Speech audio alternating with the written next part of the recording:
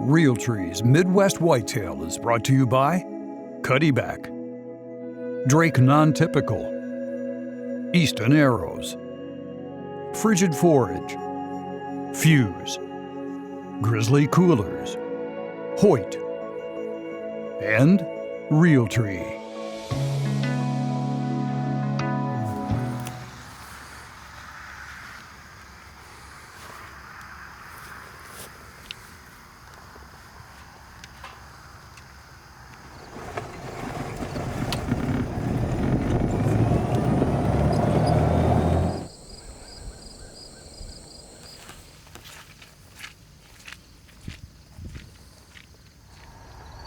Alright, it's October 2nd and the first cold front of the hunting season is upon us right now. It's hovering right around 60 degrees after being mid to upper 80s the last 2 days, and it feels good.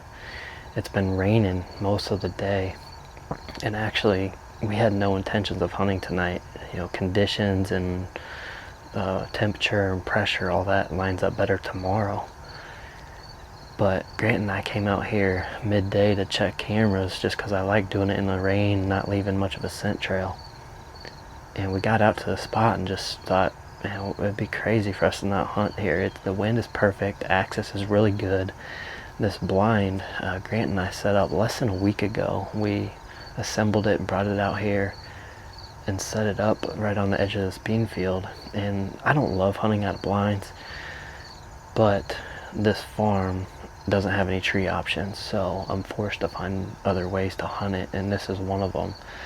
This Southside redneck, sets up pretty good against the CRP, so that's where we're set up tonight.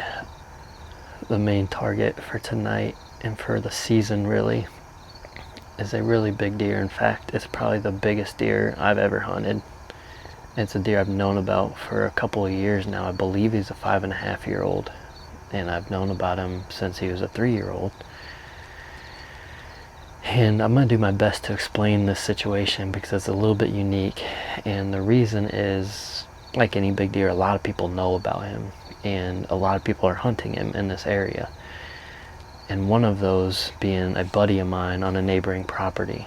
And for that reason, out of respect for the other people hunting him, I'm not going to show any pictures of him at this time. And I know some people are going to hate me for that, but hopefully you understand the situation because of the nature of these almost real-time videos. People can make decisions based on what I show, what I don't show. And if it was just me hunting the deer, I would have no problem just sharing the whole story, and I want to share the whole story and will share the whole story at some point. But like I said, I have respect for my buddy especially. I don't want to ruin his chances at killing this deer. He and I are sharing pictures back and forth, sharing all the information, and would be more than happy if either one of us killed him. But like I said, there's a lot of people around this area that know about this deer and targeting this deer, and typical big deer stuff. People try to move in and whatever. I just don't want to cause any issues, and for that reason I'm gonna just hold back from sharing any pictures of him. But I am going to share my journey as much as I can of hunting this deer. It's going to be a challenge, no doubt. The property that I'm on is not very big. Like I said, he's moving back and forth between properties. And specifically with this property, it's very hard to hunt because of the lack of huntable trees. So I'm going to have to get creative and find different ways to get on this deer and set up on this deer. The good news is I have been getting pictures of him. In fact, I mentioned pulling cars today. I had one single picture of him at 2 a.m. this morning, roughly 100 yards from here. So that was another factor in why we wanted to come hunt tonight. Set up on some beans that are still very green, and we have a nice break in the rain. It's a pretty low impact hunt. The rain's supposed to start up again right after our hunt, so we're not leaving a scent trail. So I feel confident in coming in here right now, even though it's October 2nd and I don't have a great daylight pattern on him. But that big change in the weather hopefully will get him up on his feet just early enough, and hopefully we can get lucky and he for some reason decides to come into bow range of this spot. So I'm excited for this journey and to share as much as I can, and I can't wait for it to get started.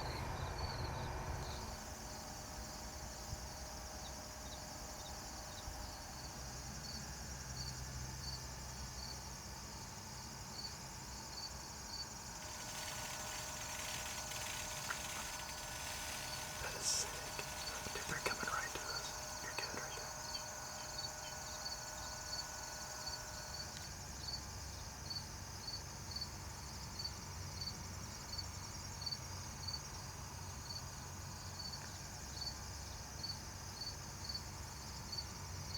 there. Alright, we're about 20 minutes away from official sunset time, and we'll be at a camera light shortly after that, with as cloudy as it is. We've seen one deer. I got a quick glimpse of a deer down at the bottom of the hill over here, and it was either a doe or a small buck, but it passed through so quick we couldn't get the camera on it. But this farm doesn't have very many deer on it, which is a good thing. I kind of like that aspect as far as hunting this deer. There's less social pressure.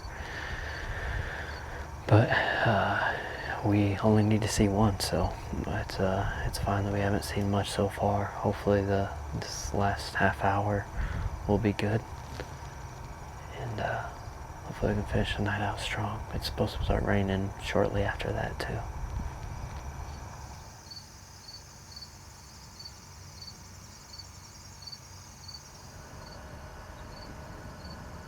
They're running.